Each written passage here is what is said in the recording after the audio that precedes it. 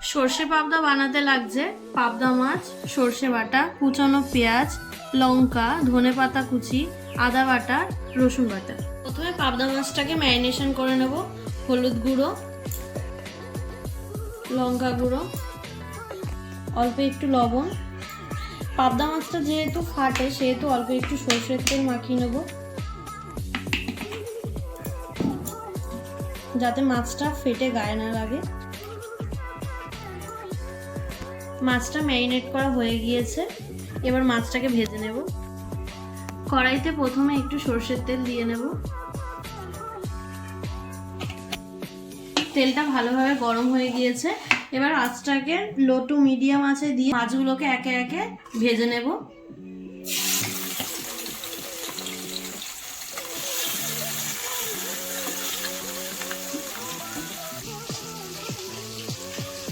মাছগুলোকে এরকম গোল্ডেন ভাবে ভেজে নিতে হবে। মাছ ভাজার কড়াইতে এবার অল্প পরিমাণে সর্ষের তেল দিলাম। তেলটা গরম হয়ে গেলে গোটা তেজপাতা, কুচনো পেঁয়াজ,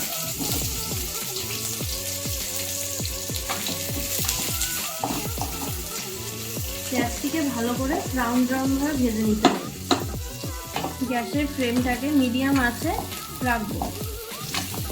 পেঁয়াজটা হালকা ভাজা ভাজা হয়ে গিয়েছে, এবার আমি এতে রসুন কুচি, আদা বাটা দিয়ে দেব।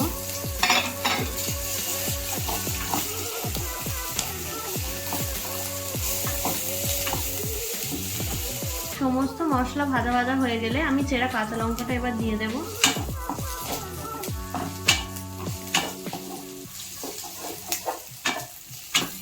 গ্যাসের ফ্লেমটাকে এবারে লো করে দেব।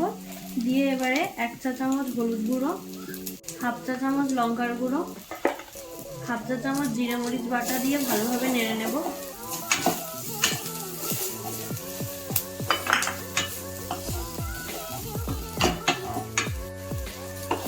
অল্প পরিমাণে জল দেব, দিয়ে সমস্ত মশলা ভালোভাবে কষিয়ে নেব।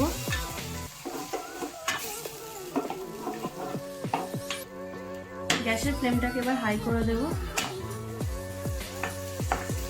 মশলা থেকে তেলটা ছেড়ে দিয়েছে, এইবার আমি এতে পরিমাণ মতো লবণ দেব।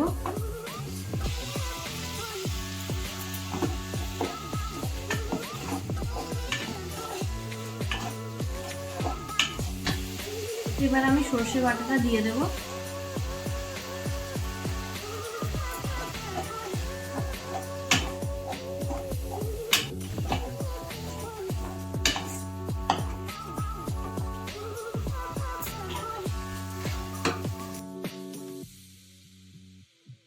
আমি এতে পরিমাণ মতো জল দিলাম।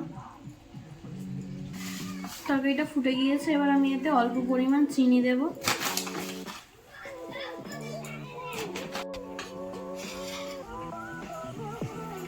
এবারে ভাজা মাছগুলো দিয়ে দেব।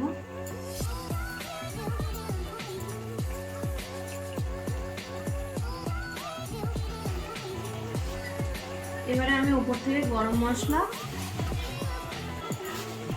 ধনেপাতা কুচি দিয়ে নামিয়ে নিলেই তৈরি সর্ষে পাবদা। গরম গরম ভাতের সঙ্গে পরিবেশন করার জন্য তৈরি সর্ষে পাবদা।